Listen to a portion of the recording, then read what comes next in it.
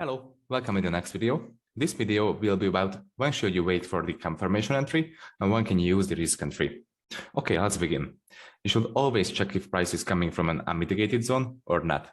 As I said in the previous video, you want to trade the controlling side of the market.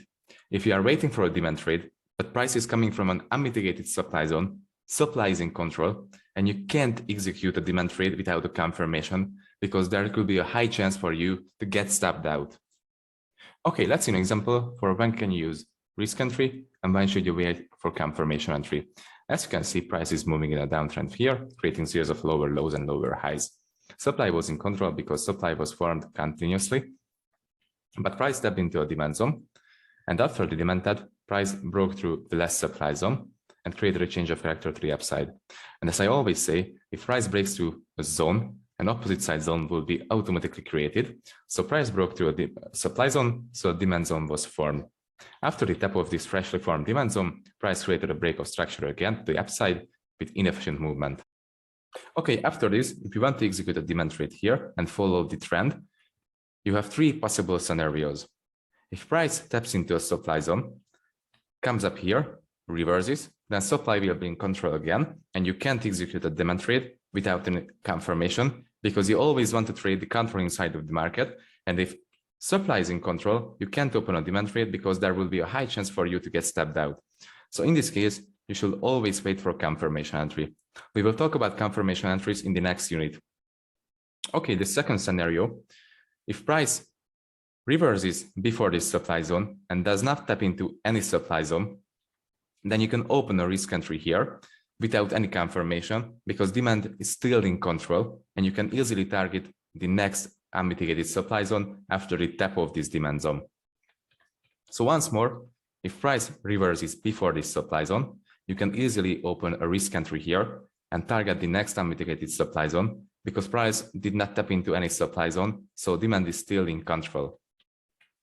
So the third scenario is if price breaks through this supply zone and does not tap into any supply zone, so demand will stay in control, then you can execute a demand trade again on this zone because demand is fully in control because it broke through the less supply zone. So these are the three possible scenarios.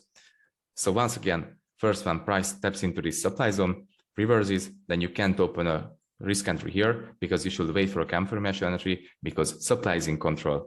The second one, if price reverses before the supply tap, then you can easily open a risk entry here because demand is in control and price did not tap into any supply zone. And the third one, if price breaks through this supply zone, demand will be fully in control and you can easily open a risk entry on the demand zone. Okay, let's see a live example for this.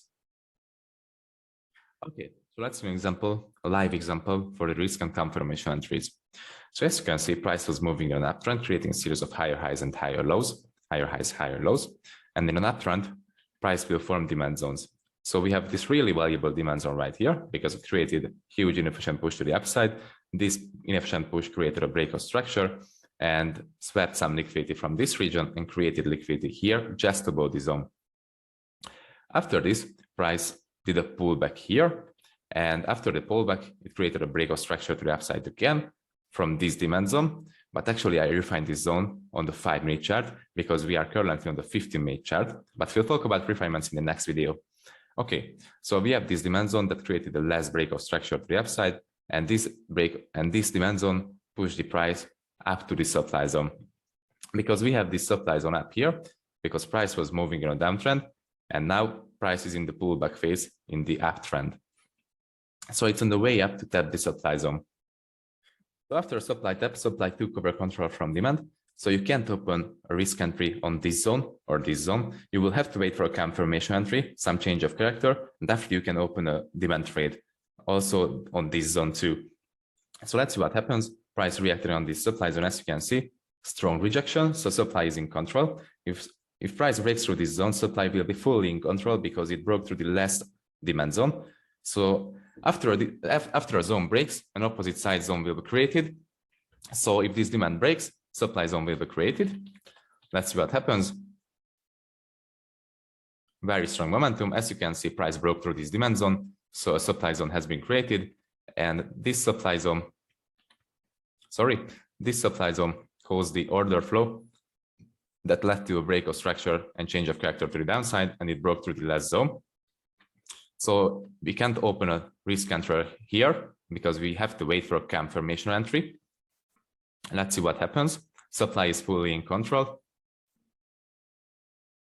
So supply is still in control. Let's see what happens. Okay, price tapped into the supply zone, as you can see, and had a reaction and some rejection. So this means demand is in control now.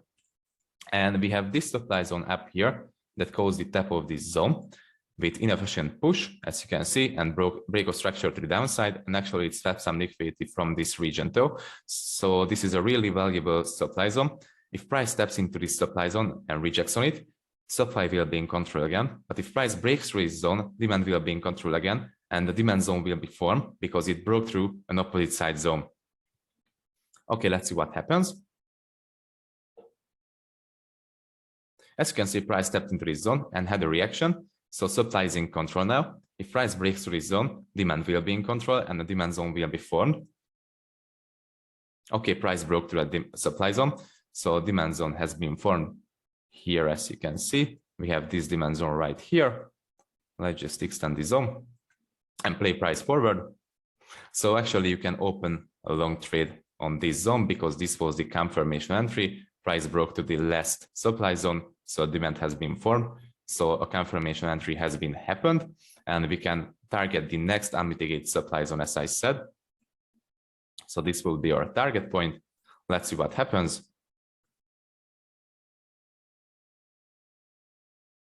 Price tagged us into the trade, had a reaction. So demand is in control, as you can see. Price reacting strongly on this demand zone.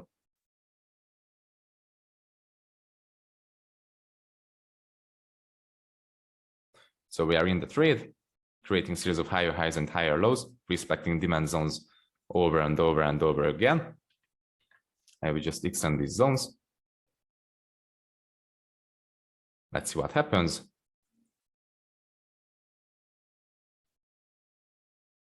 TP hit. So as you can see, this is how can we use the risk and confirmation entries, knowing the fact who's in control for our advantage.